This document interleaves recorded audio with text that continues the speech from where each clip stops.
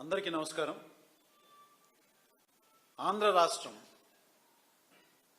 ఇవాళ గూగుల్లో కొడితే ఆంధ్ర రాష్ట్రం కేర్ ఆఫ్ అడ్రస్గా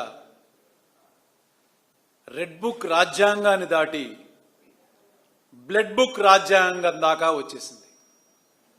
ఏంటి బ్లడ్ బుక్ రాజ్యాంగం అంటున్నారా? రాష్ట్రంలో జరుగుతున్నటువంటి అరాచకాల యొక్క పరాకాష్ట, గొడవలకు పోయింది, హత్యలకు పోయింది, తగలబెట్టటాలు, రావణ కాష్టాన్ని మించిపోయి ఇవాళ ఆంధ్ర రాష్ట్రం యొక్క పరిస్థితి ఆ స్థాయి దాకా వచ్చేసింది. దీనిలో ముఖ్యంగా బలైపోతున్నటువంటి ఒక సామాజిక వర్గం ఉంది. చెప్పమంటారు అది కాపులు. కాపులు అనేవాళ్ళు ఒక ఏరియాలో మరి ఏ పరిస్థితుల్లో పెద్దలు పెట్టారో తెలియదు కానీ బలిజ అని కూడా పెట్టారు. ఆ బలిజ రాయలసీమలో నిజంగానే బలైపోతున్నారు అనేది ఎప్పటి నుంచో చూస్తున్నాం. తెలగాలనేది ఏ విధంగా తెగ నరకబడుతున్నారో కూడా మనం చూస్తున్నాం. ఇక కాపులు అనేవాళ్ళు ఎవరు అధికారంలోకి రావాలన్నా, ఒకవేళ వచ్చినా వాళ్ళ గుమ్మాల దగ్గర కాపు కాస్తూ ఇగో ఇవాళ జరుగుతున్నటువంటి పరాకాష్ఠలో ఎదుర్కొన్నటువంటి సంఘటనలు మీ ముందు ఉంచాలని చెప్పనే ఇవాళ నేను ఈ విషయాన్ని మీకు తెలియజేయాలనుకుంటున్నాను. ఎందుకంటే నాటి నుంచి నేటి వరకు నాడు అంటే కాపుల్లో ఒక బలమైన నాయకుడిగా ఎదుగుతున్నటువంటి స్వర్గీయ వంగవీటి మోహన్ రంగా గారి దగ్గర నుంచి తీసుకుంటే ఎవరైనా కానీ ఒక బలంగా ఒక నాయకుడిగా ఎదుగుతుంటే తెలుగుదేశం పార్టీ ఒక స్వార్థపూరితమైన పార్టీ అని ఆ రోజున ఆయన నిలదీశారు. ఆయనని ఎంత దారుణంగా అధికారంతో హతమొందించారో మీకు తెలుసు. మరి తర్వాత నాయకులు ఎంతమంది ఈ తెలుగుదేశం పార్టీని నిలదీస్తున్న వాళ్ళల్లో పేర్లు చెప్పుకుంటూ వెళ్తే ముద్రగడ పద్మనాభం గారి గురించి మనకు చాలా స్పష్టంగా తెలుసు. ఆయన ఎంత దారుణంగా ఆయన సతీమణిని, వాళ్ళ కొడుకుని, కాపుల గురించి మాకు న్యాయం జరగట్లేదని ప్రశ్నిస్తే హింసించారో మీకు తెలుసు, మనందరం చూసాం. ఇక ఇప్పుడున్న పరిస్థితుల్లోకి తీసుకొస్తే పేరు నాని గారిని కానీ, అంబటి రాంబాబు గారిని కానీ, ఈ మధ్య కాలంలో జరుగుతున్నటువంటి ఒక 3 నెలల క్రితం పార్టీ ఏదైనా కానీ తెలుగుదేశంలో ఉన్న కందుకూరు నియోజకవర్గం ఒక దార్కానిపాడులో జరిగినటువంటి ఒక దారుణమైన ఘటన, అక్కడ బలైపోయింది కాపులే. రాంబాబు గారిని చూశారు కదా మీరు, ఏ విధంగా ఆయన మీద ప్రశ్నించటానికి ఆయన వెళ్ళి వాళ్ళ నాయకుడిని, అంటే జగన్మోహన్ రెడ్డి గారి మీద సిబిఐ ఇచ్చిన రిపోర్ట్ని కూడా కాదని సిబిఎన్ రిపోర్ట్ పెట్టారు. అంటే చంద్రబాబు నాయుడు రిపోర్ట్ ఫైనల్, సిబిఐని మించిందండి ఈ రిపోర్ట్. ఏమని పెట్టారు? లడ్డూలో కల్తీ జరిగిపోయింది, ఆయన 2 రోజుల క్రితం కూడా ఇదే చెప్తున్నాడు, జరిగిపోయింది అంతే. ఆయన ముద్ర వేసేసాడు, అది ఫైనల్.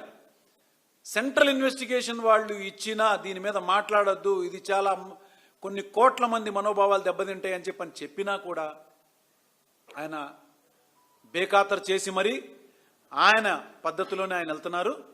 దానికి మా నాయకుడిని ఇట్లా మీరు అవమానిస్తున్నారు అని చెప్పని ఆ బ్యానర్ కట్టి కూడల్లో పెట్టిన దాన్ని ప్రశ్నించడానికి వెళ్తున్నటువంటి రాంబాబు గారి మీదకి, అంబటి రాంబాబు గారి మీదకి ఎంత దారుణంగా కర్రలు పట్టుకుని ముందుగానే ప్రీప్లాన్డ్గానే కొడటానికి పోలీసుల యొక్క అండదండలతోనే అక్కడ ఎంతమంది ఉన్నారో మాటల్లో మేము చెప్పలేం. మీకు ఒక్కసారి నేను చూపిస్తాను, ఆ విజువల్స్ చూడండి. చాలా చాలా ఇంపార్టెంట్. ఏం జరిగింది అనేది వాస్తవాలు తెలుసుకోవాలి.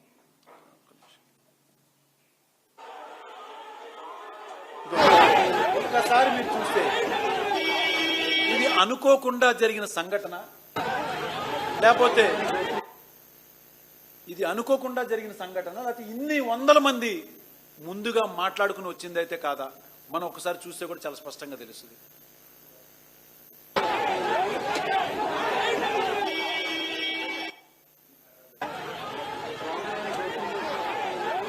ఎన్ని కర్రలు, రాడ్లు, ఇవన్నీ చూస్తే ఇది ఊహించిన సంఘటన. అంటే ఒక్క మనిషిని ఎవరైతే ప్రశ్నిద్దామని చెప్పని ఒక గొంతుకు ముందుకొస్తే వాళ్ళకి ఇంత దారుణంగా మీరు శిక్ష ఉంటుందా? మీరు ఇంత అరాచకంగా ప్రవర్తిస్తారా?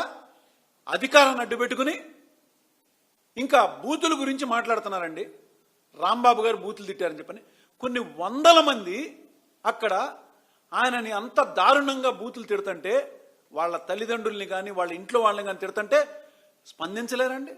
చీవు నెత్తురు ఉన్నటువంటి వాడు ఎవడైనా కూడా స్పందిస్తాడండి. హుషన్ అని అంటే ఎగిరిపోయేటువంటి కోడి కూడా పిల్లల జోలికి వస్తే ఊరుకోదు. అలాంటిది ఈ రాష్ట్రానికి ఆయన ఒక మాజీ మంత్రి, మా కాపు కులంలో చాలా పెద్ద వ్యక్తిగా మేము భావిస్తున్నాం. అలాంటి ఆయన్ని అన్ని రకాలుగా వాళ్ళ కుటుంబ సభ్యులందరినీ బూతులు తిడుతుంటే ఆయన స్పందించి మీరు నన్ను అంటారండి, మీరు చేసే తప్పులని చెప్పని ఆయన ఒక్క మాట అన్నందుకు మీరు తిడతారని చెప్పని అన్నారు. బూతులు ఎవరు మాట్లాడారు ఒకసారి ఆ విజువల్ కూడా మనం చూద్దామండి.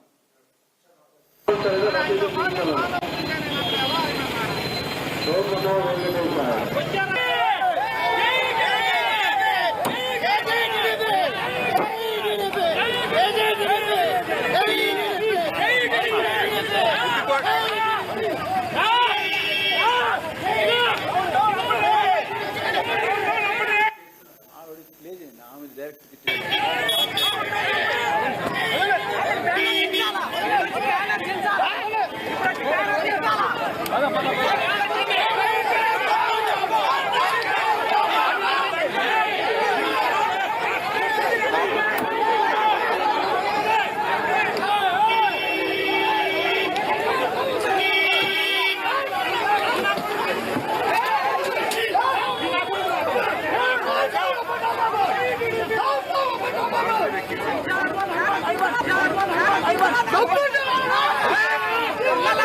బ్యానర్ దించరా నువ్వు, మగోడవైతే రారా నువ్వు, మగోడవైతే రారా నువ్వు, రారా నువ్వు, మగోడవైతే పారిపోతున్నావు. దయించి ఆ పదాలు ఒక మాతృమూర్తి స్థానంలో ఆ వయసులో ఉన్నటువంటి ఆవిడ, ఆ మహిళ గారి పేరు భీమినేని వందనాదేవి గారు. ఆవిడికి ఇచ్చినటువంటి పట్టాభిషేకం ఏంటిదో తెలుసా అండి? ఆ బూతులు తిట్టినందుకు ఆ పార్టీలో ఎక్కడైతే మనకి జ్ఞానం పెంచుకోవడానికి పుస్తకాలు దొరుకుతాయో గ్రంథాలయం, ఆ యొక్క గ్రంథాలయం యొక్క చైర్మన్ ఆవిడ. ఇది తెలుగుదేశం పార్టీలో ఇచ్చేటువంటి గౌరవమైనటువంటి పదం. గౌరవమైనటువంటి పదవులు బూతులు తిట్టాలి. చాలా స్పష్టమైనటువంటి ఇంట్లో వాళ్ళను బూతులు తిట్టాలి. నేను రాంబాబు గారు వాళ్ళ కుటుంబ సభ్యులు నేను మాట్లాడానండి.